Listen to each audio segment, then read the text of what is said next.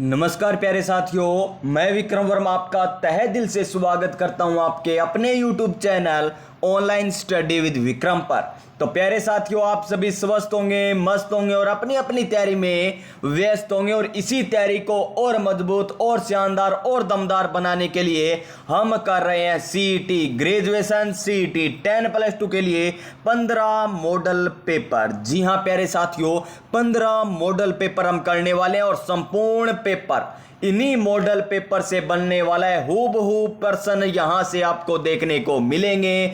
अब की बार CET graduation, CET 10+2 में 60% से भी अधिक नंबर हम ला कर रहेंगे। नहीं 40, नहीं 50, 60% से अधिक नंबर ला कर रहेंगे। तो जो ये मॉडल पेपर आपको करवाए जा रहे हैं वो लास्ट तक देख लेना, सभी मॉडल पेपर देख लेना। आपको इन्हीं मॉडल पेपरों से आपको क्वेश्चन देखने को मिलेंगे। और आज का हमारा मॉडल पेपर नंबर रहने वाला है 4 नंबर। कौन सा?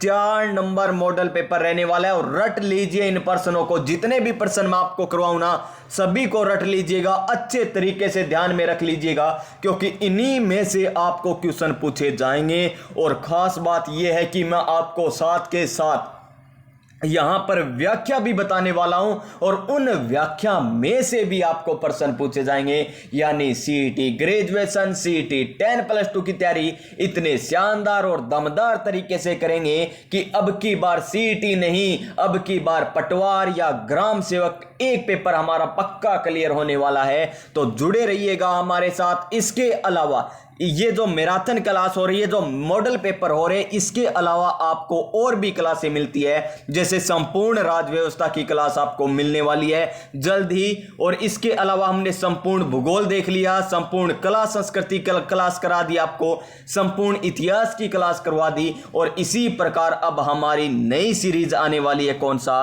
संपूर्ण राज्य व्यवस्था, जिसमें हम क्या क्या देखेंगे? राज्यपाल टॉपिक कवर करेंगे, मुख्यमंत्री, उच्च न्यायालय, विधानमंडल, राज्य सूचना आयोग, लोकायुक्त, राज्य मानवाधिकार आयोग और निर्वाचन आयोग। जो भी सीईटी ग्रेजुएशन, सीईटी 10+2 के सिलेबस में है, एक आपको मैराथन क्लास इसकी और मिल जाएगी। यानी संपूर्ण राज्य व्यवस्था की भी एक क्लास और मिल जाएगी। तो चलिए आज हम स्टार्ट करने जा रहे हैं model number 4, model paper number 4 start करने जा रहे हैं। इस क्लास को आपको लास्ट तक देखना है और आपके कितने क्वेश्चन सही हो रहे हैं ये आपको बताना है कमेंट करके। कितने क्वेश्चन सही हुए, कितने क्वेश्चन गलत हुए, कौन से में आपको डाउट था। अगर आपको डाउट भी लगे ना तो कमेंट करके बता दीजिएगा, इसमें हमें डाउट है, कृपया दोबारा बताइए, तो मैं आपको शॉर्ट वीडियो के माध्यम से उसका आंसर अच्छे तरीके से व्याख्या करके भी बता दूंगा।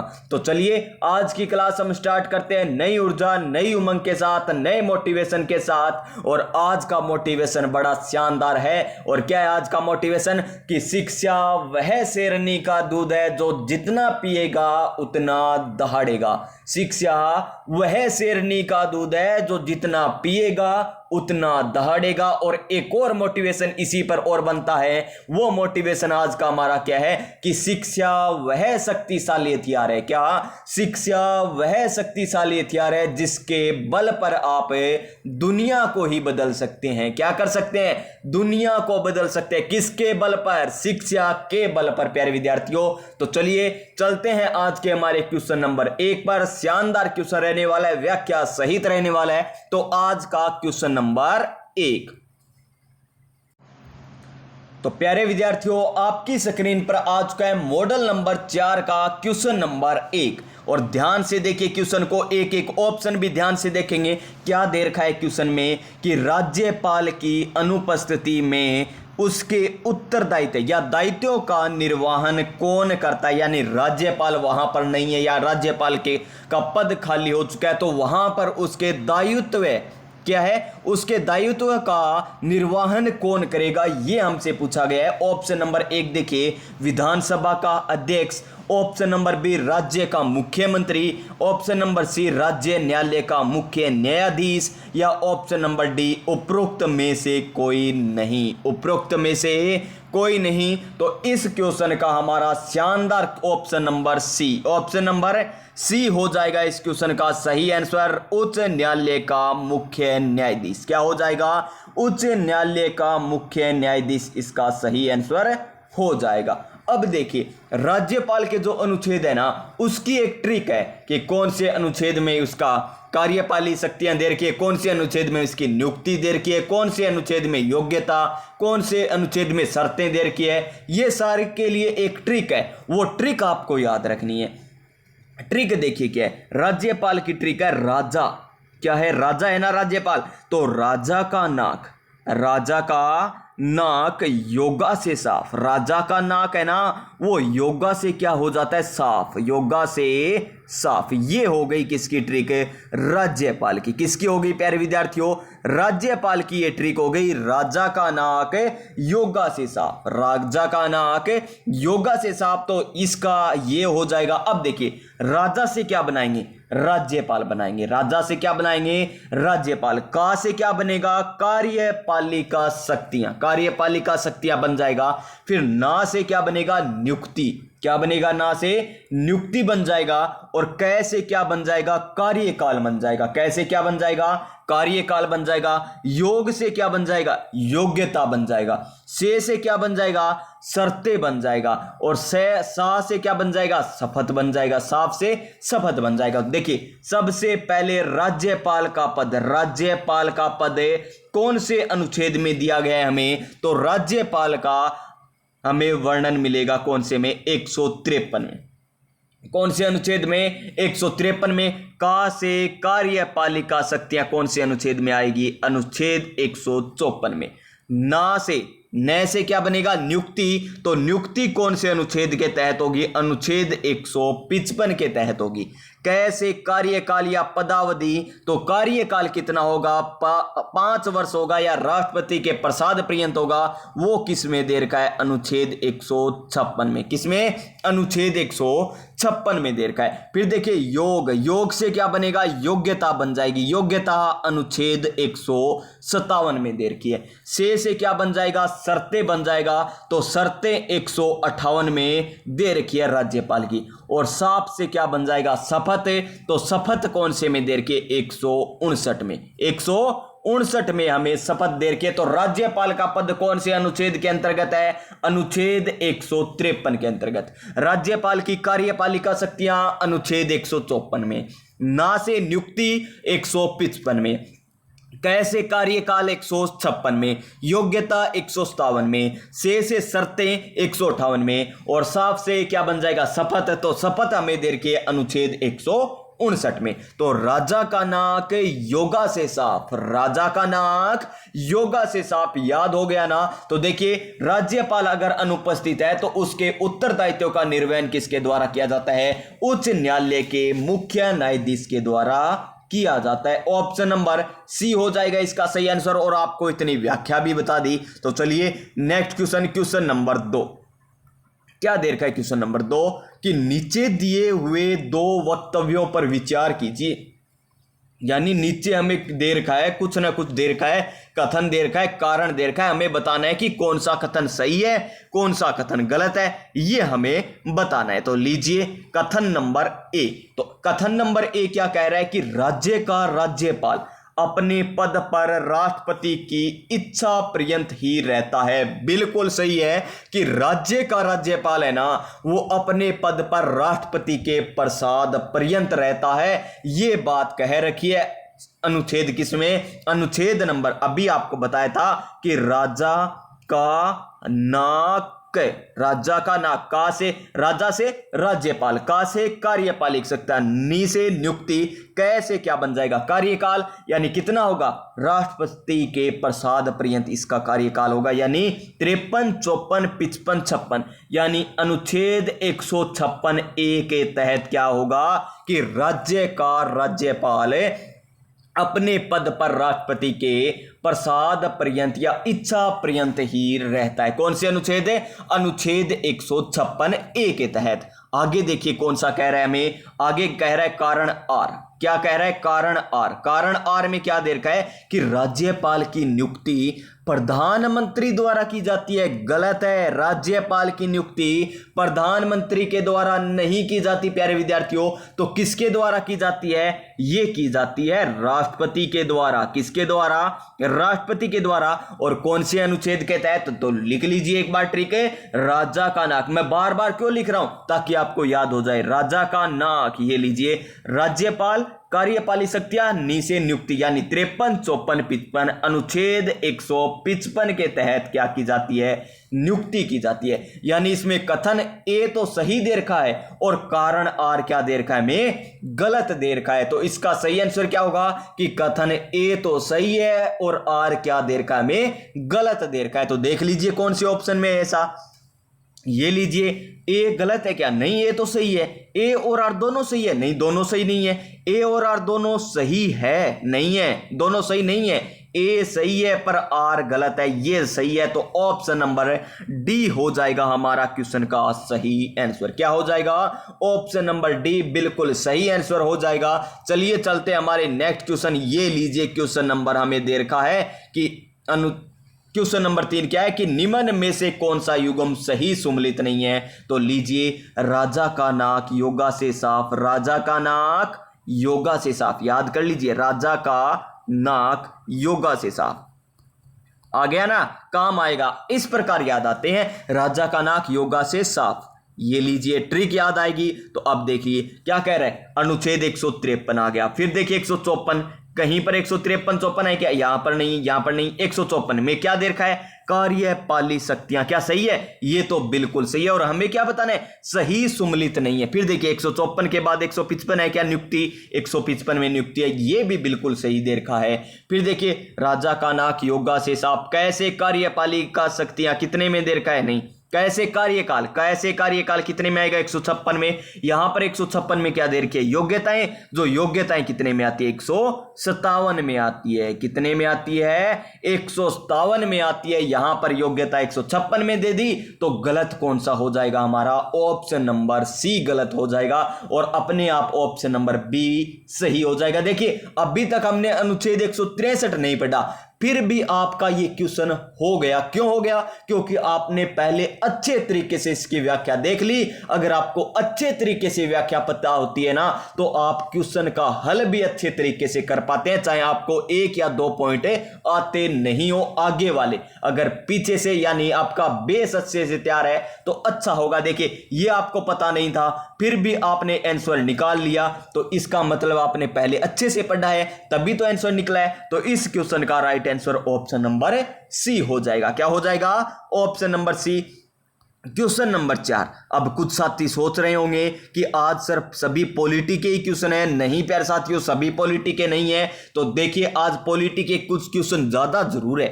क्यों? क्योंकि हमने पहले पॉलिटी के क्वेश्चन बहुत ही कम किए हैं। 3 मॉडल पेपर में मान के चलिए हमने 5 या 6 क्वेश्चन किए थे। आज पॉलिटी के आपको ज्यादा दे दिए गए क्वेश्चन। इसी प्रकार हमारी तैयारी मजबूत होगी। तो देखिए, राज्य के उच्च न्यायालय के बारे में निम्नलिखित पर विचार कीजिए। क्या कह रहा है कि राज्य के उच्च न्यायालय के बारे में निम्नलिखित पर विचार कीजिए। हमें क्या दे रखा है? 4 ये कथन दे रखे हैं और हमें बताना है कि कौन सा सही है। क्या करना है, क्या बताना है, देख लेते हैं। नीचे दे रखा है क्या? ओहो, ये लीजिए, क्वेश्चन भी बहुत बड़ा है। इतना बड़ा क्वेश्चन है, हमें क्या बताना है? सही कौन सा है। चलिए सही बता देंगे हमें। ये लीजिए, सही बता देंगे। इतने हैं, 4 दे रखे हैं। इन चारों में से हमें बताना है कि सही कौन सा है, सही उत्तर कौन सा आएगा। तो देखिए, संविधान के अनुच्छेद 213 में प्रावधान है कि प्रत्येक राज्य का एक उच्च न्यायालय होगा। क्या वास्तव में संविधान के अनुच्छेद 213 में कह रखा है? नहीं प्यारे विद्यार्थियों, अनुच्छेद 213 में तो क्या कह रखा है कि राज्यपाल का क्या दे रखा है? वहां पर अध्यादेश दे रखा है। और अनुच्छेद 123 में क्या दे रखा है? राष्ट्रपति का अध्यादेश दे रखा है। तो यहां पर 213 में तो क्या आ जाएगा? अध्यादेश आ जाएगा। तो राज्य के प्रत्येक राज्य का उच्च न्यायालय कौन से अनुच्छेद के तहत होगा? 214 के तहत होगा। तो पहला तो क्या हो गया? गलत हो गया। फिर देखिए, राज्य के उच्च न्यायालय के न्यायाधीशों की नियुक्ति राष्ट्रपति के द्वारा की जाती है। क्या बिल्कुल सही है? जी हां प्यारे विद्यार्थियों, और राज्य के उच्च न्यायालय के न्यायाधीशों की नियुक्ति राष्ट्रपति के द्वारा की जाती है। ये कथन क्या है? सही दे रखा है। आगे देखिए, अनुच्छेद 226 के अंतर्गत उच्च न्यायालय को कुछ लेख जारी करने का अधिकार है। यह भी बिल्कुल सही है। और संपूर्ण राज्य व्यवस्था की जब क्लास आएगी ना, तब आपका एक भी ऐसा क्वेश्चन नहीं होगा जो आप नहीं कर पाएंगे राजस्थान पॉलिटी का। तो आगे देखिए, भारतीय संविधान के प्रावधान के तदनुसार 2 या 2 से अधिक राज्यों के लिए एक उच्च न्यायालय का गठन किया जा सकता है। यह भी बिल्कुल सही है, यानी 2 नंबर सही है हमारा, 3 नंबर भी सही है, 4 नंबर भी सही है, लेकिन गलत कौन सा दे रखा है में 1 नंबर केवल गलत दे रखा है। तो देख लीजिए 2, 3, 4 कौन से ऑप्शन में है, केवल मात्र केवल ऑप्शन नंबर 1। यहां पर 1 है, यहां पर भी 1 है, यहां पर भी 1 है। अगर आपको पहला ही एक कथन पता था ना, कि वो भी पता है ना, तो भी इस क्वेश्चन को कर सकते थे कि अनुच्छेद 214 में क्या दे रखा है, राज्य का उच्च न्यायालय दे रखा है, 213 में नहीं दे रखा। ये इतना पता है ना, तो भी इस क्वेश्चन को आप कर सकते थे, क्योंकि पहला गलत है तो पहला इन 3 में दे रखा है, बाकी एक बचा ऑप्शन जो इस क्वेश्चन का सही आंसर हो जाएगा। क्वेश्चन नंबर 5 क्या है? क्वेश्चन नंबर 5 हमारा कि राज्य परिषद की जवाबदेही होती है, नहीं राज्य परिषद की नहीं, राज्य मंत्री परिषद की, राज्य मंत्री परिषद की जवाबदेही होती है राज्य विधानसभा के प्रति, राज्यपाल के प्रति, भारतीय संसद के प्रति या राष्ट्रपति के प्रति होती है। तो किसके प्रति होती है ये हमें बताना है। तो किसके प्रति होती है मेरे प्यारे साथियों? ये होती है हमारा ऑप्शन नंबर ए हो जाएगा, राज्य विधानसभा के प्रति। किसके प्रति? राज्य विधानसभा के प्रति होती है किसकी जवाबदेही? राज्य मंत्री परिषद की। किसकी? राज्य मंत्री परिषद की। तो चलिए नेक्स्ट क्वेश्चन पर चलते हैं। क्वेश्चन नंबर 6 पर हमारा क्या है? क्वेश्चन नंबर 6 देखिए, 10 क्वेश्चन मिलेंगे आपको आज, लगभग 10 क्वेश्चन किसके मिलेंगे? हमारे पॉलिटी के मिलेंगे, बाकी हम और क्वेश्चन कर लेंगे। देखिए, अधोलिखित राज्य सचिव में स्थित पदों के नीचे दिए गए कूट में सहायता पद सोपानीय क्रम, यानी उच्चतर से निम्नतर, यानी सबसे पहले उच्च क्रम बताना है, उसके बाद फिर निम्न, फिर निम्न, फिर निम्न, फिर सबसे निम्न क्रम हमें बताना है और सही उत्तर का चयन करना है। 4 हमें दे रखे हैं, इन चारों में से हमें सही क्रम बताना है। तो सबसे बड़ा पद कौन सा होता है? मुख्य सचिव होता है। कौन सा होता है? सबसे बड़ा मुख्य सचिव। क्या इसमें दे रखा है? जी श्रीमान मुख्य सचिव, यहां पर कहीं नहीं दे रखा। उसके बाद आता है अतिरिक्त मुख्य सचिव। क्या आता है? अतिरिक्त, यानी एडिशनल मुख्य सचिव, एडिशनल चीफ सेक्रेटरी। फिर क्या आता है? उसके बाद कौन सा पद आता है? प्रमुख सचिव आता है। क्या इसमें प्रमुख सचिव है? प्रमुख सचिव, इसमें प्रमुख सचिव भी नहीं है। उसके बाद कौन सा पद आता है? प्रमुख सचिव के बाद कौन सा पद आता है? उसके बाद आता है सचिव का पद। ये लीजिए सचिव का पद। सचिव है क्या? जी श्रीमान, इसमें सचिव हमें दे रखा है, यानी पहले नंबर पर कौन सा आ जाएगा? इसमें सचिव आ जाएगा, यानी 1 नंबर पहले आएगा। उसके बाद देखते हैं क्या आएगा। ऑप्शन देखिए, 1 इसमें दे रखा है, इसमें क्या नहीं है, इसमें क्या नहीं है, तो इसमें क्या नहीं है, 4 में, इनमें भी नहीं है। तो ऑप्शन नंबर केवल मात्र ए हो जाएगा इसका सही आंसर। सचिव के बाद कौन होता है? विशिष्ट सचिव होता है, यानी सचिव के बाद कौन होता है? वरिष्ठ सचिव, यानी 3 नंबर आ जाएगा। और वरिष्ठ सचिव के बाद क्या होता है? उप सचिव होता है, ये लीजिए। और उप सचिव के बाद कौन सा होता है? सहायक सचिव होता है। कौन होता है? सहायक सचिव, यानी 1, 3, 2, 4 इसका सही आंसर हो जाएगा। सबसे बड़ा मुख्य सचिव, उसके बाद एडिशनल मुख्य सचिव आ जाएगा, फिर प्रमुख सचिव आ जाएगा, फिर सचिव आ जाएगा, फिर वरिष्ठ सचिव आ जाएगा, फिर उप सचिव आ जाएगा, फिर सहायक सचिव आ जाएगा। प्यारे विद्यार्थियों, तो इसका सही आंसर हमारा ऑप्शन नंबर ए हो जाएगा। क्वेश्चन नंबर 7, और क्या है क्वेश्चन नंबर 7 कि अधोलिखित में से, यानी नीचे जो लिखे गए अधोलिखित में से कौन सा कार्य जिलाधीश का नहीं है? कौन सा कार्य जिलाधीश का नहीं है? तो देखिए कौन सा कार्य नहीं है? डिस्ट्रिक्ट मैनेजमेंट का, डीएम का कौन सा कार्य नहीं है? तो देख लीजिए, आयकर का एकत्रीकरण, आय का एकत्रीकरण गलत है, पहला ही कार्य नहीं है। भू दस्तावेजों का रखरखाव, ठीक है जी। राजस्व का एकत्रीकरण, ये भी है, ठीक है। फिर देखिए कानून व्यवस्था का रखरखाव, ये भी है। और क्या कार्य? भूमि राजस्व संग्रह, भूमि राजस्व ये आ गया, भू दस्तावेज रखरखाव आ गया, कानून व्यवस्था बनाए रखना ये आ गया, और राजस्व का एकत्रीकरण आ गया। और बाढ़ और अकाल आते हैं, उसके दौरान आपदा प्रबंधन का काम भी इनको सौंपा जाता है। आपदा प्रबंधन में मुख्य काम होता है किसका? आपदा प्रबंधन में भी मुख्य कार्य किसका, जिलाधीश का होता है, लेकिन आय का एकत्रीकरण कार्य जिलाधीश का नहीं है, यानी ऑप्शन नंबर ए हो जाएगा। अच्छे लेवल के क्वेश्चन है प्यारे विद्यार्थियों, आप मान के चलिए इन्हीं क्वेश्चनों में से आपको पूछे जाएंगे और अच्छे लेवल के क्वेश्चन ही पूछे जाएंगे। ऐसे नहीं कि आपसे पूछ लिया कि अनुच्छेद 152 में क्या है, अनुच्छेद 153 में क्या है, इसी प्रकार आपको थ्योरी बेस्ड क्वेश्चन पूछे जाएंगे। बलवंत राय मेहता समिति थी सामुदायिक विकास कार्यक्रम पर, लोकतांत्रिक विकेंद्रीकरण पर, या फिर पंचायती राज संस्थाओं पर, या ग्रामीण विकास पर। तो सामुदायिक विकास कार्यक्रम कब हुआ था, 1952 में हुआ था, और इसी से संबंधित कौन थी, बलवंत राय मेहता समिति थी। और समिति ने अपनी रिपोर्ट में लोकतांत्रिक विकेंद्रीकरण का भी क्या दिया था, सिफारिश की थी। लोकतांत्रिक विकेंद्रीकरण की भी क्या की थी, सिफारिश की थी। किनके द्वारा, बलवंत राय मेहता समिति के द्वारा। पर यह किस पर थी, ये थी सामुदायिक विकास कार्यक्रम पर आधारित थी प्यारे विद्यार्थियों, यानी ऑप्शन नंबर ए हो जाएगा इसका सही आंसर। क्वेश्चन नंबर 9 क्या कह रहा है, क्वेश्चन नंबर 9 हमें, क्वेश्चन नंबर 9 कह रहा है कि निम्नलिखित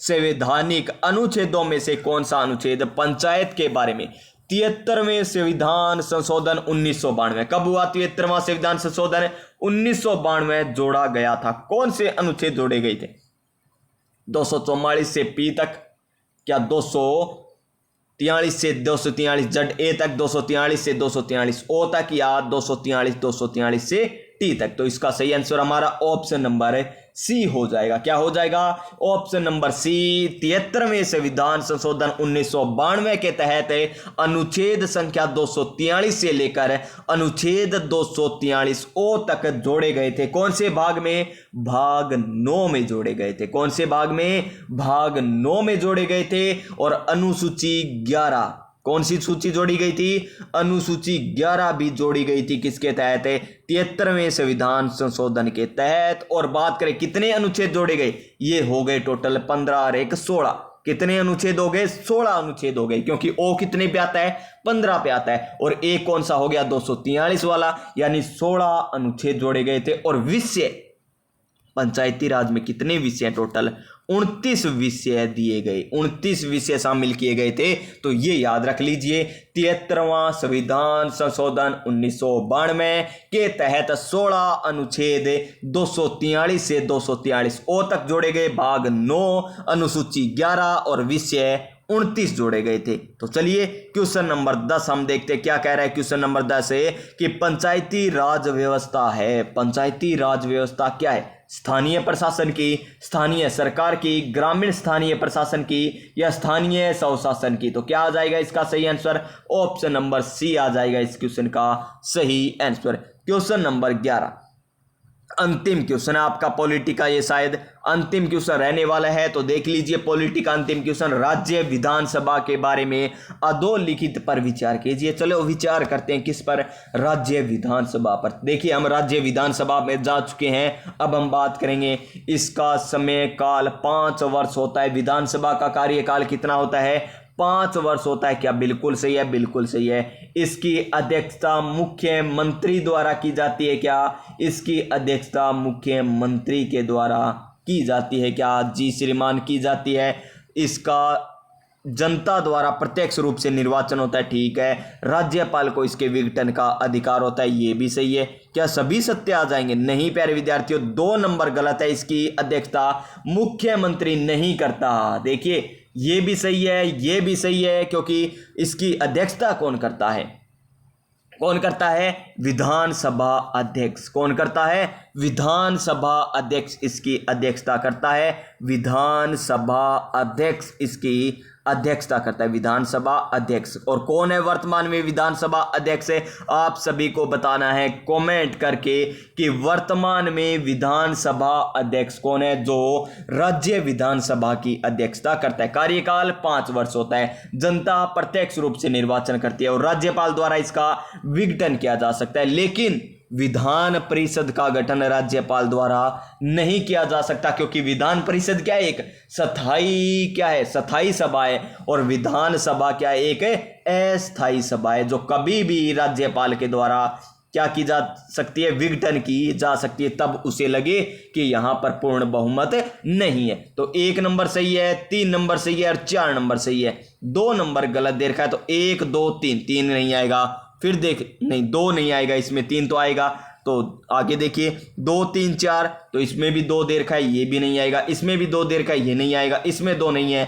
ऑप्शन नंबर डी हो जाएगा इसका सही आंसर। तो अपने घर ये मॉडल पेपर मंगवाना चाहते हो तो यूथ कंपटीशन टाइम्स की बुक आती है, वो मंगा लीजिए। मॉडल पेपर शानदार मॉडल पेपर है और इसकी एक बुक भी आती है प्रीवियस ईयर क्वेश्चनों की, वो भी आप अपने घर पर मंगवा सकते हो। क्वेश्चन नंबर 12 क्या है? क्वेश्चन नंबर 12, सूची फर्स्ट और सूची सेकंड का हमें को करना है मिलान। क्या करना है जी? मिलान करना है। तो मिला लीजिए। एक तरफ हमें लिफ्ट नहर दे रखी है, दूसरी तरफ हमें लाभान्वित जिले यानी जिनको लाभ होता है वो जिले दे रखे हैं। तो देखिए जय नारायण व्यास क्या दे रखा है? जय नारायण व्यास लिफ्ट नहर कहां पर है? ये तो आपको पता है, जो जे या जे जो या जो जे, जय जो बोले जो, जय जो बोले जे, ये इस प्रकार आएगा। जे आ गया, जो आ गया, जे आ गया, यानी देख लीजिए जैसलमेर जोधपुर दे रखा है आपको, इस प्रकार याद कर सकते हो। जे आ गया,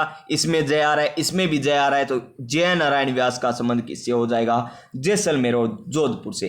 कुंभाराम चौधरी कुंभाराम लिफ्ट नहर कहां पर है? तो ये हनुमानगढ़ और चूरू में है, तो हनुमानगढ़ और चूरू, तो ऑप्शन नंबर 4 में दे रखा है, ये 4 नंबर में दे रखा है। फिर देखिए पन्नालाल भारूपाल, तो पन्नालाल भारूपाल कहां पर है? बिना, बिना पन्ने, बिना पन्ने हम कुछ कार्य नहीं कर सकते। कॉपी के पेज होते हैं ना, यानी बिना पन्ने, बिना पन्ने हम कुछ कर सकते हैं क्या? नहीं। तो बिना, बीना यानी पन्ना लाल, पन्ना लाल बिना यानी बीकानेर नागौर। और डॉक्टर करणी बिज्जो, डॉक्टर करणी को क्या कह रहे हैं? बिज्जो जी, कुछ भी बीज लो लेकिन बीजो। कौन बीजो? डॉक्टर करणी बीजेगा। क्या बीजेगा हमें नहीं पता, लेकिन बीजेगा क्या? बीजो। ये लीजिए बीकानेर और जोधपुर, ये हो गया इसका मिलान। और इसके आपको नाम भी बता देता हूं। पुराना नाम क्या है इसका? जय नारायण का है पोखरण। क्या है? पोखरण लिफ्ट नहर है। और चौधरी कुंभाराम का इसका पुराना नाम क्या है? नोहर साहवाल लिफ्ट परियोजना है। और पन्नालाल का क्या है? गजनेर लिफ्ट नहर है। क्या? गजनेर लिफ्ट नहर है किसका? पन्नालाल का। और डॉक्टर करणी सिंह का क्या है? कोलायत लिफ्ट नहर है। क्या? कोलायत लिफ्ट नहर है। ये भी आपसे पूछा जा सकता है। यानी पहले में क्या आया? 3 नंबर, फिर आया 4 नंबर, फिर आया 1 नंबर, फिर आया 2 नंबर, यानी 3 4 1 2, 3 4 1 2, यानी ऑप्शन नंबर ए ही हो जाएगा इस क्वेश्चन का सही आंसर। तो ऑप्शन नंबर ए कर दीजिए इसका सही आंसर, 3 4 1 2। क्वेश्चन नंबर 13 क्या है? 13 यानी 13 है, ये मेरा क्वेश्चन नहीं, ये 13 क्वेश्चन है। यानी ये क्वेश्चन आपको करना है क्या? नहीं प्यारे साथियों, सारे क्वेश्चन मैं बताऊंगा, केवल वही क्वेश्चन मैं आपसे पूछूंगा जो नवीनतम अपडेट से संबंधित है, ताकि मुझे पता चले कि आप करंट अफेयर्स पढ़ते हो या नहीं पढ़ते। तो देखिए पन्ना, क्या है? पन्ना। तो पन्ना कैसा होता है प्यारे विद्यार्थियों? तांबड़ा, तांबड़ा कैसा होता है ये भी आपको बताया जाएगा। मैग्नीज, मैग्नीज कहां पर मिलता है? और तांबा ये कहां पर मिलता है? ये सारे के सारे आपको बताए जाएंगे। तो देखिए पन्ना हमें दे रखा है, पन्ना किस प्रकार होता है? काला रंग का होता है पन्ना। आप रफ का पिलाइए, आपको पता चल जाएगा पन्ना कैसे होगा। काले रंग का होता है। क्या होता है? काले रंग का होता है। तो यहां पर काला खूंटा दे रखा है क्या? जी हां, काला खूंटा तो हमें दे रखा है, लेकिन काला गुमान होता है, वो काला खूंटा नहीं होता। क्या होता है? पन्ना काले रंग का होता है। क्यों? उसे गुमान होता है कि मेरे ऊपर सबका अधिकार है, मेरे ऊपर तो सबका अधिकार है, ये गुमान होता है। काला गुमान यानी सभी सब्जेक्ट आ जाते हैं ना रफ कॉपी में। तो काला गुमान ये कहां पर है? उदयपुर में। कहां पर है? उदयपुर में। और कौन से है यहां पर? और हम बात करें कांकराली में भी है। कहां पर है? कांकराली में भी है। और कहां पर है? और ये कहां पर है? काला गुमान, पन्ना काला गुमान आ गया, कांकरानी आ गया, देवगढ़ आ गया, देवगढ़ में भी है। ये भी इसमें नहीं दे रखा। चलिए और देख लेते हैं। तांबड़ा, तांबड़ा, तांबड़ा यानी तांबड़ा किस प्रकार का है? तांबड़ा हमेशा मिलेगा राजमहल में। और कहां पर मिलेगा? आपको मिलेगा बागेश्वर में। ठीक है, ये तो मिल गया। तांबड़ा राजमहल में और बागेश्वर में, 2 नंबर ये तो मिल गया। ठीक है, आगे देखिए मैग्नीज, लीलवानी और काला खूंटा, ये सही है। तांबा, तांबा देख लीजिए, तांबा कोहलन आ गया और भगोनी आ गया, कोहलन आ गया और भगोनी आ गया, तो बच गया एक। पन्ना किस में आ जाएगा? पन्ना आ जाएगा टिक्की और गढ़बोर में, टिक्की और गढ़बोर में आ जाएगा, यानी इसका सही क्रम हमें दे रखा है, कोई मिलाने की जरूरत नहीं है। 1 2 3 4 जिसका दिखाई दे वही इस क्वेश्चन का सही आंसर हो जाएगा।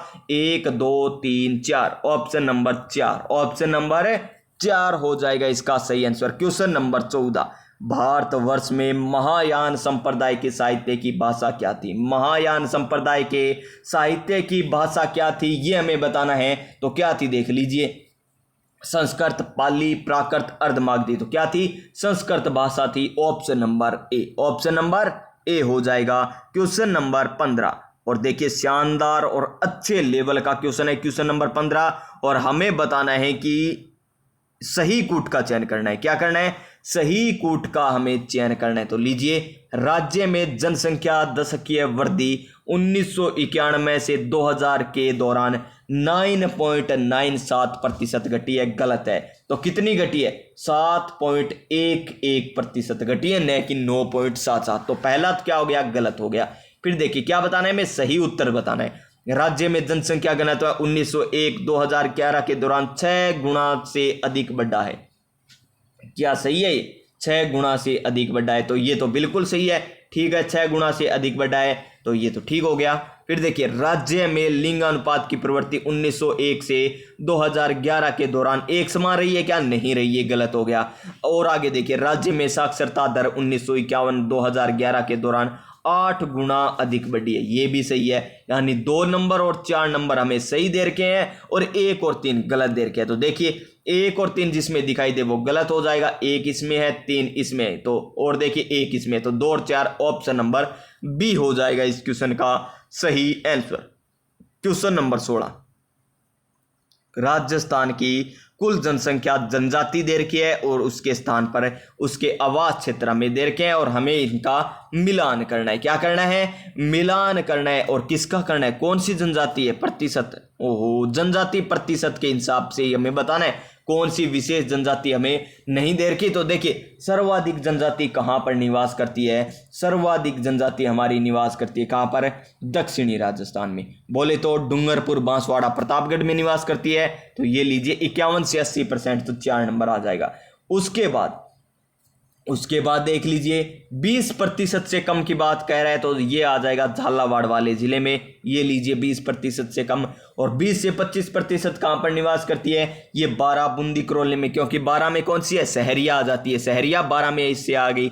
और देखिए उदयपुर आ रहा है, इसका ये 26 से 50 हो जाएगा। यानी पहले में तो आएगा हमारा, क्या आएगा पहले में आएगा 2 नंबर, उसके बाद आएगा 1 नंबर, उसके बाद क्या आएगा 3 नंबर, और उसके बाद आएगा 4 नंबर, यानी 2 1 3 4। यानी सर्वाधिक जनजाति कहां पर निवास करती है? बांसवाड़ा, डूंगरपुर, प्रतापगढ़ में। उसके बाद उदयपुर, सिरोही, दौसा में। उसके बाद चित्तौड़, उसके बाद कहां पर निवास करती है? 12 बूंदी करौली में। और सबसे कम चित्तौड़गढ़, राजमंद, झालावाड़ में निवास करती है। यानी 2 1 3 4, 2 1 3 4 कौन सा ऑप्शन है? 2 1 2 है, ठीक है, 1 नहीं है, 2 इसमें है ही नहीं। 2 1 3 4 ऑप्शन नंबर सी में हमें बिल्कुल सही दे रखा है। तो नेक्स्ट क्वेश्चन क्या करना है? मिलान करना है। कर दीजिए प्यारे विद्यार्थियों। सहरिया कहां पर निवास करती है? सहरिया 12 में निवास करती है।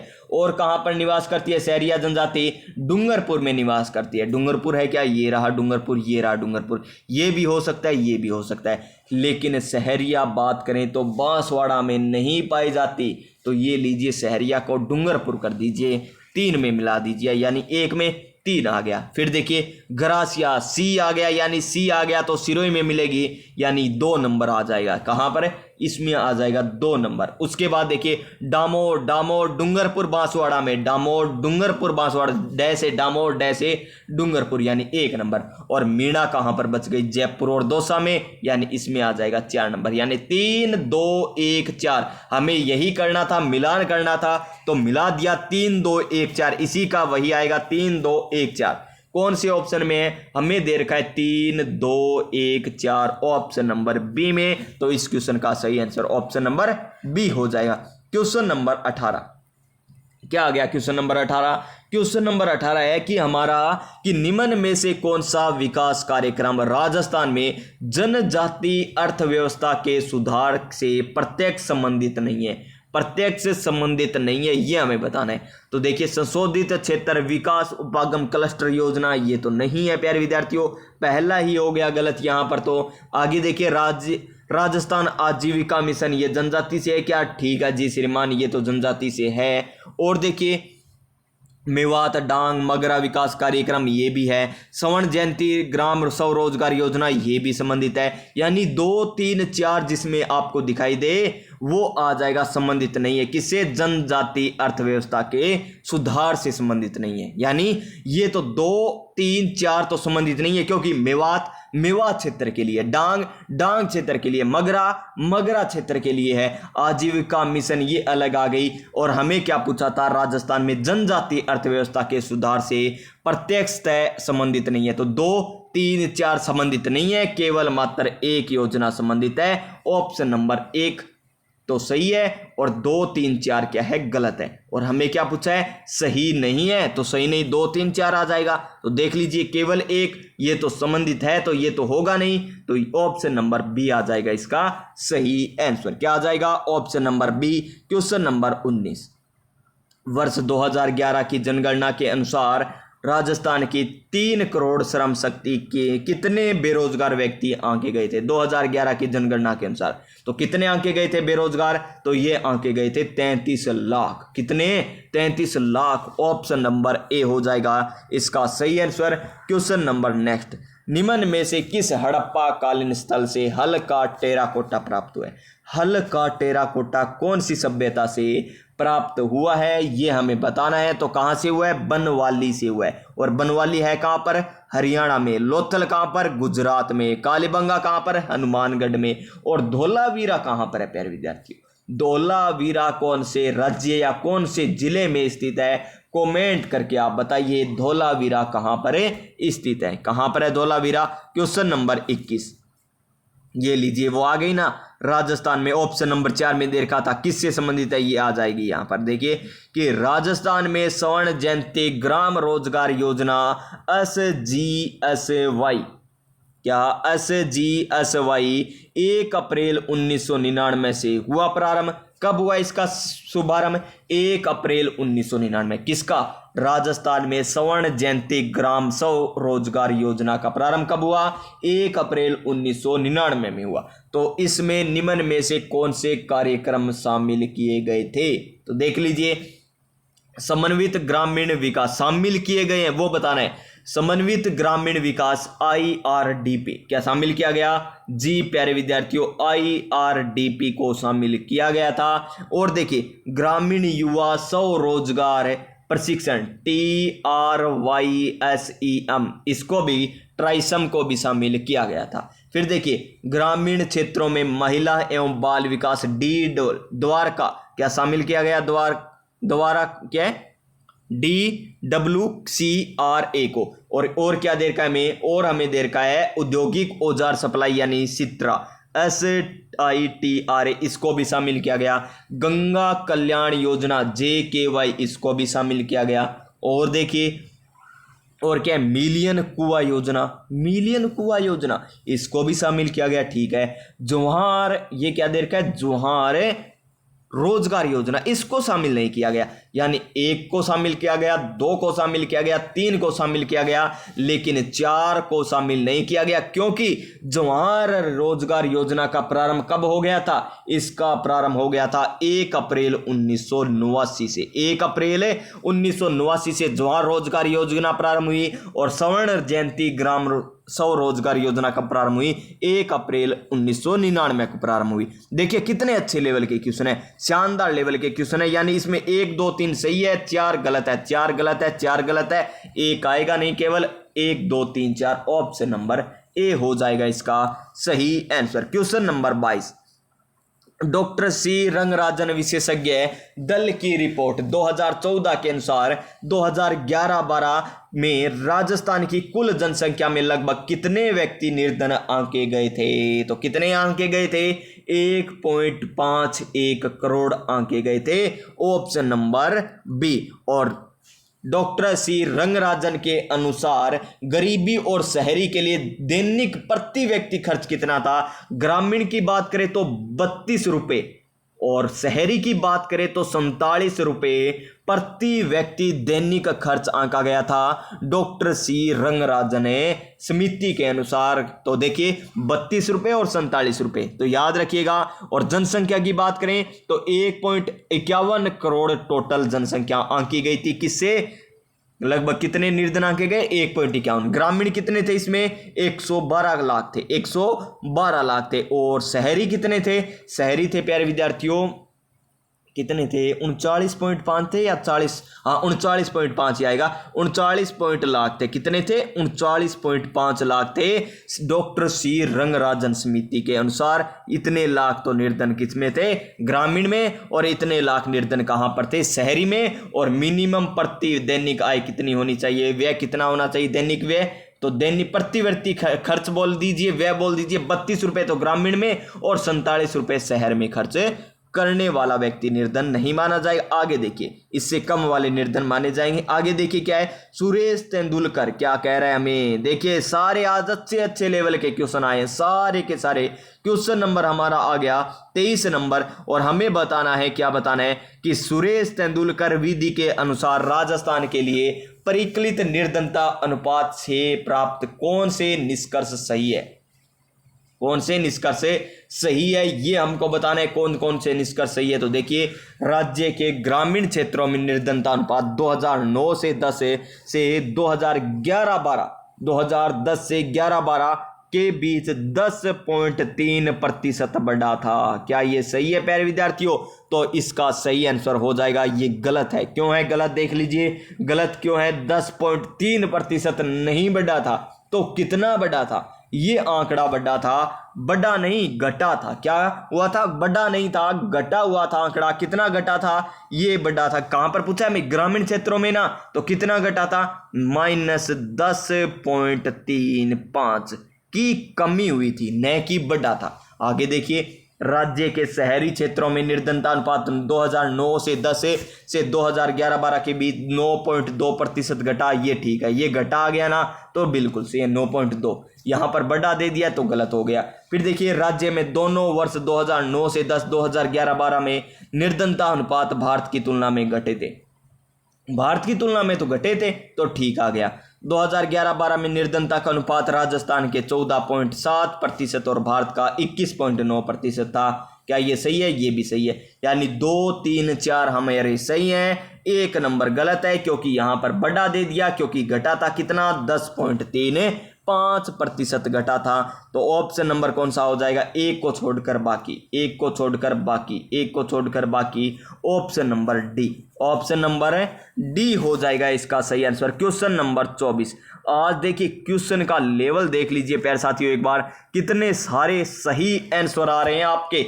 इस प्रकार आ गए हैं ना पेपर, तो मान के चलिए प्यारे विद्यार्थियों 40% तो आपके ही आएंगे, 50% ही आपके आएंगे, 60% भी आपके आएंगे। लेकिन आपसे अलग जो तैयारी कर रहे हैं ना, उसने इस तरीके के क्वेश्चन नहीं देखे। देखिए सभी आए हैं किस प्रकार, सही उत्तर चुनिए, गलत कथन चुनिए, सही उत्तर चुनिए, और ये अधीनस्थ बोर्ड की फेवरेट क्वेश्चन होते हैं। तो आपने अच्छी जगह से मॉडल पेपर कर रहे हो। राजस्थान में भारत स्वरूप के संबंध में निम्नलिखित में से कौन से कथन सत्य हैं? नीचे दिए गए में हमें बताना है कौन सा कथन सत्य है। हाड़ौती पठार पश्चिमोत्तर में मुख्य सीमा पश्चिम में कहाँ आ गया प्यारे विद्यार्थी? पहले ही गलत हो गया। हाड़ौती पठार की बात करें, इस प्रकार हमारा प्यारा सा राजस्थान हो गया। मान लीजिए इस प्रकार हमारा प्यारा राजस्थान दिखाई देता है, हाड़ौती पठार यहाँ पर है और पश्चिमी उत्तर यहाँ पर बात कर रहा है, तो गलत हो गया। पश्चिमी रेतीले मैदान 41.5% क्षेत्र बालू का स्तूप मुक्त है। क्या सही है? जी श्रीमान, ये तो सही है। संरचनात्मक दृष्टि से राजस्थान का भौतिक स्वरूप भारत के उत्तरी वृहद मैदान और प्रायद्वीपीय पठार का हिस्सा है। बिल्कुल सही है। इस प्रकार देखिए एक ही क्वेश्चन में आपको कितने क्वेश्चन देखने को मिल रहे हैं, उत्तर वृहद मैदान और प्रायद्वीपीय पठार का हिस्सा है। आगे देखिए अरावली वर्तमान में अवशिष्ट पर्वतों के रूप में उपलब्ध है। ये भी सही है। 2, 3, 4। आज देखिए 2, 3, 4 वाला ज्यादा ही मैटर चला है। एक गलत है, एक गलत है। तो एक गलत कौन सा है? एक गलत है, एक गलत है, केवल 3 आएगा नहीं, 2 3 4। ऑप्शन नंबर ए हो जाएगा इस क्वेश्चन का सही आंसर। क्या हो जाएगा? Option number A. Question number फिर देखिए 25, कितने अच्छे लेवल का क्वेश्चन है क्वेश्चन नंबर 25 भी हमारा। और क्या कह रहा है क्वेश्चन नंबर 25 हमें बताना है कि कौन सा सही उत्तर है, कौन सा सही उत्तर है क्वेश्चन नंबर 25 में ये बताना है। तो चुन लीजिए सही कोट का चेहरे। राजस्थान की जलवायु दशाएं और वर्षा अतिशीतता प्रकट करती है, यानी अतिशीतता प्रकट करती है, बिल्कुल सही है। जलवायु बदलती रहती है, वर्षा भी कभी कम कभी ज्यादा, कभी खुशी कभी गम है। गत 10 वर्षों में पश्चिमी मरु प्रदेश में वर्षा की मात्रा घटी है, जबकि मेवाड़ क्षेत्र में बढ़ी है। मेवाड़ क्षेत्र में बढ़ी है, ये बात कह रहा है। क्या ये सही है? ठीक है जी, सही है। फिर देखिए पश्चिमी राजस्थान में न्यून वर्षा का मूल कारण अति उष्ण स्थलखंड पर दक्षिण पूर्वी आर्द्रता वायु पवनों का आकस्मिक प्रवेश गलत है। जलवायु की दृष्टि से राजस्थान का एकाध अधिकतर भाग उपोष्ण कटिबंध है, ठीक है, ये सही है। तो 1 2 4 1 2 4 कौन से ऑप्शन में दिखाई दे रहा है आपको? 1 2 4 ऑप्शन नंबर सी में हमें दिखाई दे रहा है। 1 2 4 ऑप्शन नंबर सी हो जाएगा इस क्वेश्चन का सही आंसर। फिर देखिए क्वेश्चन नंबर 26, कितने अच्छे अच्छे लेवल के क्वेश्चन आए आपको। मिट्टी के प्रकार दे रखे हैं, एक तरफ जलवायु प्रदेश दे रखे हैं और हमको करना है मिलान, तो कर दीजिए मिलान प्यारे विद्यार्थियों। तो सबसे पहले आ गई हमारी है एरिडी सोल्स मृदा, यानी बालू मिट्टी, जो शुष्क से अर्ध शुष्क में पाई जाएगी। ये लीजिए शुष्क से अर्ध शुष्क में, कौन सी? एरिडी सोल्स मृदा। आपको मैप में ही बता देता हूं एक बार। ये लीजिए हमारा प्यारा सा, ये हमारा प्यारा सा क्या बन गया? राजस्थान बन चुका है। ये राजस्थान है हमारा प्यारा सा, मान लीजिए इसी प्रकार आपको दिखाई देता होगा राजस्थान। यहाँ पर एरिडीसोल्स मृदा, फिर यहाँ पर एंटीसोल्स मृदा, जहाँ पर अरावली है वहाँ पर इनसेप्टिसोल्स मृदा, और यहाँ की बात करें तो एल्फीसोल्स मृदा पाई जाती है, और यहाँ पर वर्टिसोल्स मृदा जिसे काली मृदा कहते हैं वो पाई जाती है। देखिए शुष्क से अर्ध शुष्क, फिर क्या आएगा? अर्ध शुष्क से आर्द्र आएगा, तो लीजिए इनसेप्टिसोल्स, ये भी सही दे रखा है, अर्ध शुष्क से आर्द्र क्षेत्र। फिर देखिए उपाद्र से क्या है? आर्द्र से उपाद्र आएगा, एल्फीसोल्स आएगी आर्द्र से उपाद्र।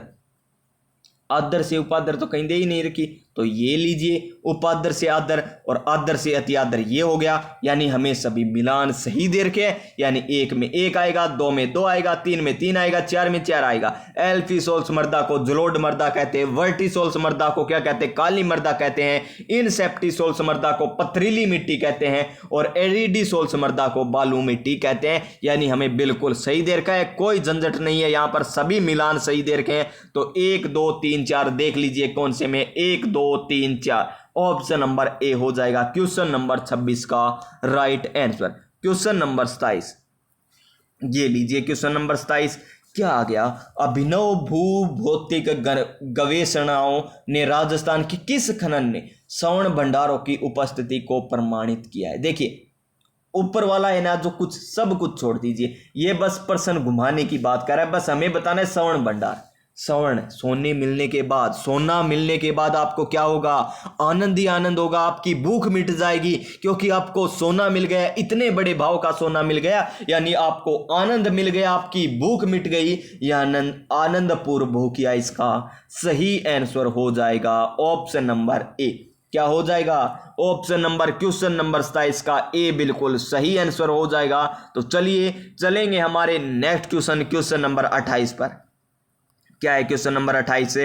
राजस्थान का मरुस्थल विश्व के इन्हीं अक्षांशों में स्थित है, इन्हीं अक्षांशों में स्थित अन्य मरुस्थल से सर्वदा भिन्न है। क्यों भिन्न है? देखिए यह मरुस्थलीकरण प्रक्रिया के संबंध में क्या अवधारणा सटीक है, ये हमें बताना है। कौन सी अवधारणा सटीक बैठती है? यह हृदय स्थल से प्रारंभ व प्रसारित होता है, ये सटीक नहीं बैठी। शुष्क क्षेत्रों ये नहीं बैठी। ये लीजिए बड़ा ऑप्शन दिख गया, तो आंसर भी वही हो जाएगा option number C. Option number C हो जाएगा। यह अतिचारण, अतिहलन, निर्वनीकरण तथा मृदा व जल के अनुचित प्रबंधन के कारण प्रारंभ व प्रसारित होती है। ऑप्शन नंबर सी बिल्कुल सही हो जाएगा। क्वेश्चन नंबर 29, गत 3 दशकों में राजस्थान में 90% से अधिक गांव किस कृषिगत वर्ष में अप्रत्याशित अकाल एवं सूखे से पीड़ित हुए हैं? कौन से समय था ऐसा जिस समय भयंकर अकाल पड़ा था, सबसे भीषण सूखा पड़ा था? वो है 2002-3। 2002-3 इसका सही आंसर आ जाएगा। ऑप्शन नंबर ए हो जाएगा इसका सही आंसर। तो नेक्स्ट क्वेश्चन, क्वेश्चन नंबर 30। और क्या है क्वेश्चन नंबर 30? अब देखिए, इतने तो आगे आपके इतने अच्छे अच्छे लेवल के क्वेश्चन, क्योंकि सभी क्वेश्चन रखने होते हैं, इजी रखने होते हैं, मॉडरेट रखने होते हैं और हार्ड भी रखने होते हैं। तो देखिए, मॉडरेट टू इजी है ये, यानी मॉडरेट भी पेपर है, इजी पेपर आपका, इजी टू मॉडरेट कह सकते हो, इस प्रकार का ये मॉडल पेपर है। देखिए, निम्न में से राजस्थान के किस जिले में ताल छापर झील स्थित है? तो कौन से में? ताल छापर चूरू में स्थित है। कहां पर है? ताल छापर चूरू में है। भरतपुर में तो मोती झील है। उदयपुर में तो कौन सी? जयसमंद, फतेह सागर, पिछोला झील है। और अलवर में सिलीसेड और विजय सागर झीलें स्थित है। याद हुआ ना? चूरू में ताल छापर। मोती झील कहां पर है? मोती झील भरतपुर में है। उदयपुर में कौन कौन सी है? जयसमंद झील है, जयसमंद। और वर्तमान स्थिति की बात करें तो जयसमंद सलूम्बर में आ चुकी है। और कौन सी है? यहां पर फतेह किया था, यानी फतेह सागर झील भी यहां पर है। और यहां पर पीछा भी किया था, यानी पिछोला झील भी कहां पर है?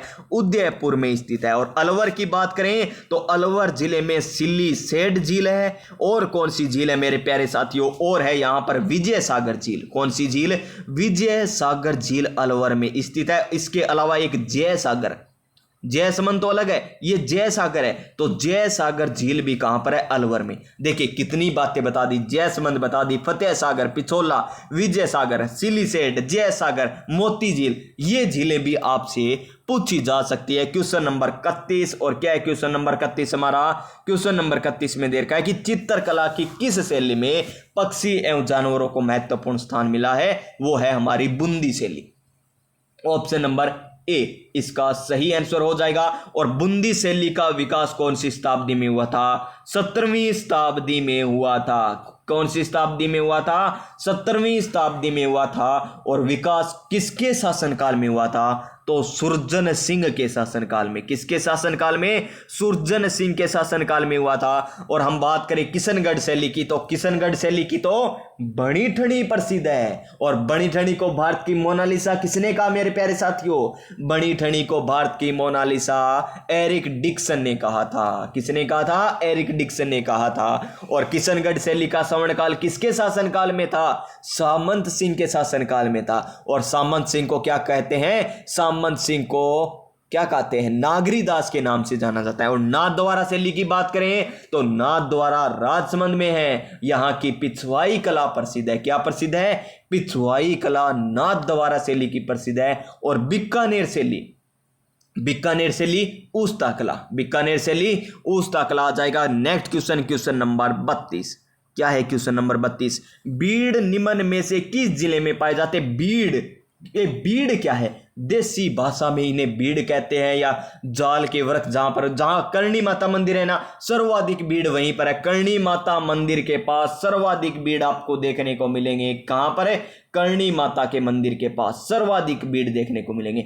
जहां पर क्या किया जाता है? घास के मैदान हो, चारागाह हो, स्थानीय भाषा में उसे बीड़ कहते हैं। तो बीकानेर देख लीजिए कहां पर है। क्या इसमें नहीं है, इसमें नहीं है, इसमें भी नहीं है। ऑप्शन नंबर सी में बीकानेर दे रखा है। तो ऑप्शन नंबर सी आ जाएगा इसका सही आंसर। और केवल एक ही ऑप्शन पूछे तो ऑप्शन नंबर सी में बीकानेर सही माना जाएगा। Next question number 33। हड़प्पा में एक उन्नत जल प्रबंधन प्रणाली का पता चलता है धोलावीरा से, लोथल से, कालीबंगा से, आलमगीरपुर से। तो कहां पर मिलता है प्यारे विद्यार्थियों? ये मिलता है धोलावीरा से। क्या मैंने आपसे पूछा था पीछे धोलावीरा कौन से जिले में स्थित है? क्या पूछा था? पूछा था। तो आपको बताना है कि धोलावीरा कहां पर है। और मैं आपको बता देता हूं लोथल, लोथल कहां पर है? गुजरात में। कहां पर है? गुजरात में। कौन सी नदी के किनारे? भोगवा नदी के किनारे। कौन सी नदी के किनारे? भोगवा नदी के किनारे। और यहां से बंदरगाह के अवशेष, बंदरगाह भी यहां पर मिले हैं। बंदरगाह जिसे क्या कहते हैं? गोदीवाड़ा, गोदी मीडिया नहीं, गोदीवाड़ा, गोदी मीडिया नहीं, गोदीवाड़ा। और यहां पर बंदरगाह भी मिले हैं। और क्या मिले हैं प्यारे विद्यार्थियों। और कालीबंगा तो आपको पता ही है, हनुमानगढ़ जिले में गग्गड़ नदी के किनारे स्थित है। यहां से काले रंग की चूड़ियां, इसी कारण इसे काली बंगा कह दिया। और आलमगीरपुर कहां पर है, उत्तर प्रदेश में, यूपी में। आलमगीरपुर यूपी के मेरठ जिले में। और कौन सी नदी, हिडन नदी के किनारे। कौन सी नदी, हिडन नदी के किनारे स्थित है। क्वेश्चन नंबर 34, राजस्थानी संस्कृति में जानोट्टन क्या है। जानोट्टन क्या है, ये तो आप सभी को पता होगा। जानोट्टन क्या है, तो भूमि का माप है क्या, नहीं प्यारे विद्यार्थियों, भूमि का माप नहीं है। एक प्रकार का लोकगीत है, लोकगीत नहीं है। एक कर भी नहीं है। वर पक्ष की ओर से दिया जाने वाला भोज जानोट्टन कहलाता है। क्या कहलाता है, जानोट्टन। Next question, question number 35, Bhil जनजाति। और कल आपको एक और बताया था, मौसर भी बताया था। विवाह पर तो क्या होता है, विवाह पर तो एक होता है क्या, देखिए मौसर तो होता है मृत्यु पर, मृत्यु पर तो क्या होता है, मौसर।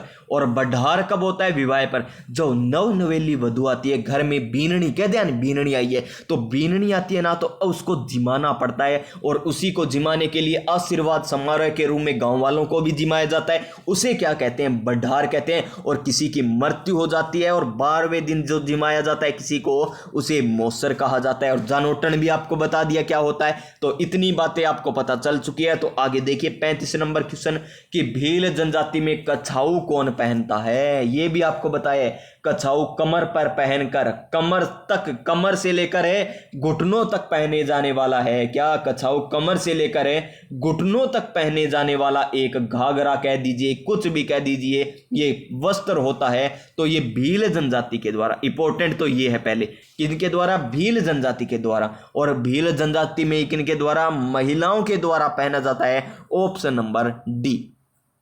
क्वेश्चन नंबर 36, राजस्थानी संस्कृति में ओलंदी क्या है।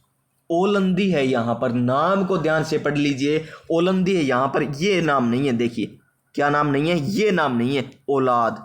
कहीं यहां पर ऑप्शन में हो, क्या दे रखा हो, ऑप्शन में हमें यहां पर दे रखा हो कुछ, ये यहां पर ये काट कर देख लीजिए। यहां पर हम देखें ऑप्शन बनाते हैं, एक शानदार ऑप्शन बनाऊंगा। आप भी कहोगे सर हाँ ऐसा भी ऑप्शन आ सकता है क्या, जी आ सकता है। यहां पर ये काट देते हैं हम, ये लीजिए, यहां से ये ऑप्शन कट गया, ऑप्शन नंबर सी। और यहां पर एक ऑप्शन हमने बना दिया, क्या बना दिया इसके स्थान पर, ऑप्शन बना दिया कि माता पिता की संतान। ये लीजिए, माता पिता की संतान, ये लीजिए, माता पिता की अड़बद्ध संतान लिख दियो ची, संतान लिख दी हमने, बहुत अच्छी बात है। तो लिखिए राजस्थानी संस्कृति में ओलंदी क्या है। और जिसने पहली बार पढ़ा है ना ये ओलंदी, वो सोचेगा कि एग्जामिनर से टाइपिंग करते समय गलत हो गया होगा। यहां पर औलाद लिख रहा है वो, यानी माता पिता की इकलौती संतान या औलाद कह दीजिए, वो कर आएगा ऑप्शन नंबर सी। और एग्जामिनर क्या कर देगा, गलत। ज्यादातर यही करेंगे जिनका पढ़ा हुआ नहीं है।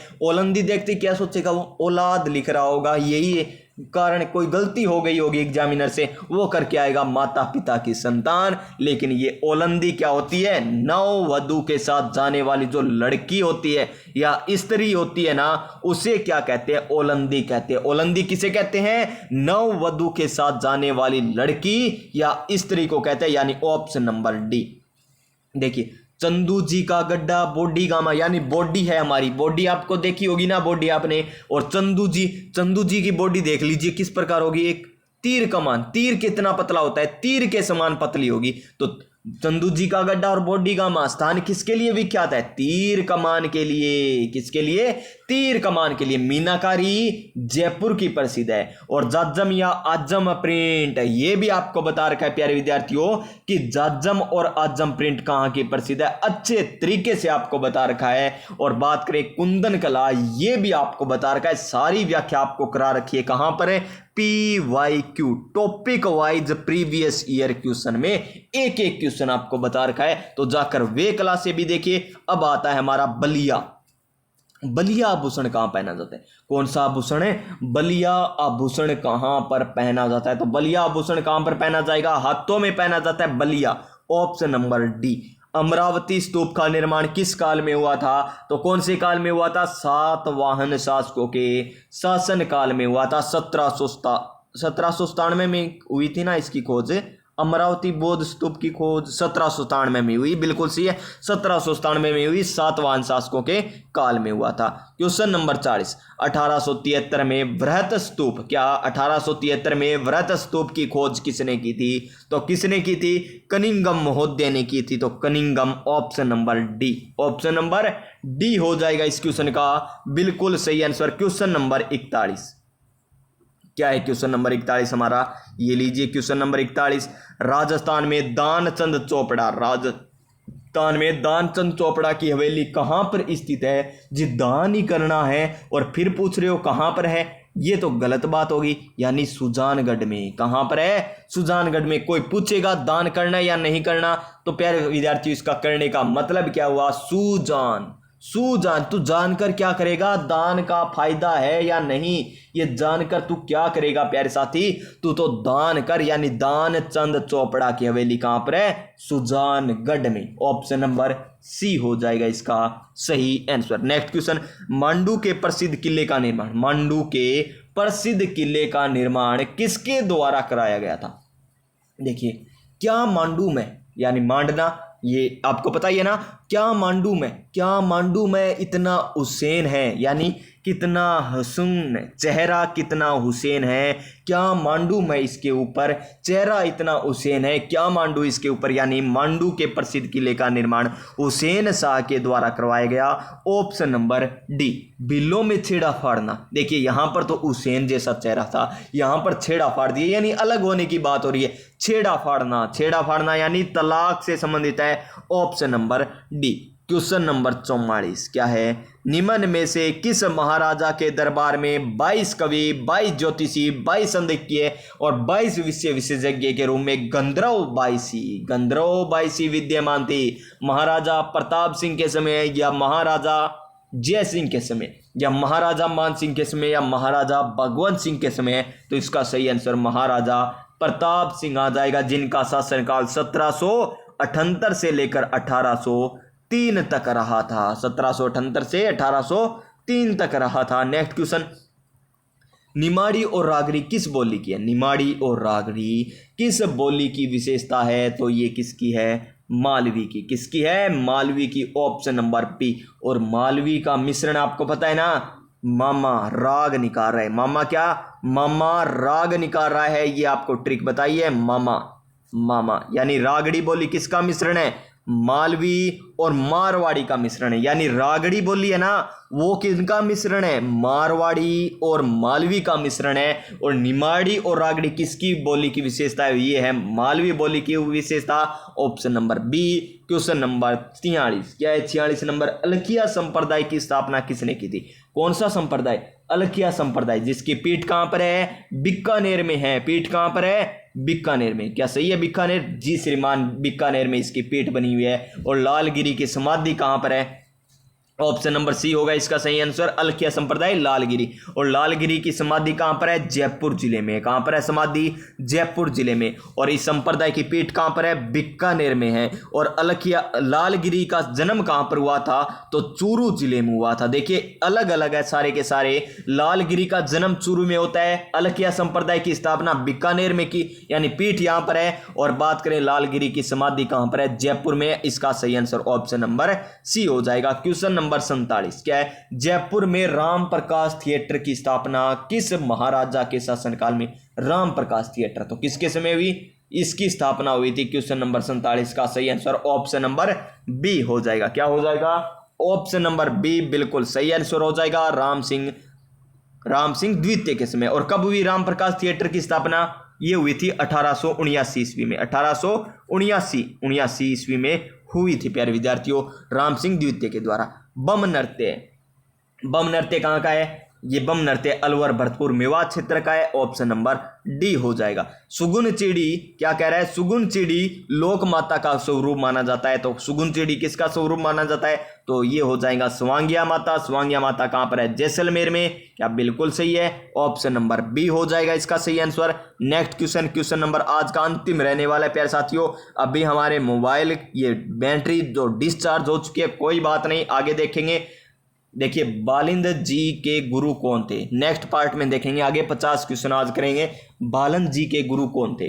मंगलाराम जी या रामचरण जी या दादू दयाल जी या सुंदरदास जी? तो कौन थे? दादू दयाल जी। तो प्यारे विद्यार्थियों, आज हमारे 50 क्वेश्चन किए, आज हमने 50 क्वेश्चन किए हैं मॉडल नंबर 4 के। मॉडल नंबर पेपर है 4 के 50 क्वेश्चन आज आपको करवाए गए हैं। तो 50 में से आपके कितने क्वेश्चन सही हो रहे हैं? और मैंने आपको एक क्वेश्चन भी पूछा था, धोलावीरा कहां पर स्थित है, यह भी आपको कमेंट करके बताना है। यह भी कमेंट करके बताना है कि आपके कितने क्वेश्चन सही हुए, और यह भी कमेंट करना है कि आज की क्लास आपको किस प्रकार लगी। तो प्यारे साथियों, आप सभी स्वस्थ रहिएगा, मस्त रहिएगा, अपनी अपनी तैयारी में व्यस्त रहिएगा। मिलेंगे हम नेक्स्ट क्लास में इसी नई ऊर्जा, नई उमंग के साथ। तब तक आप व्यस्त रहिए, स्वस्थ रहिए और अपनी अपनी तैयारी में व्यस्त रहिए। जय हिंद, जय भारत।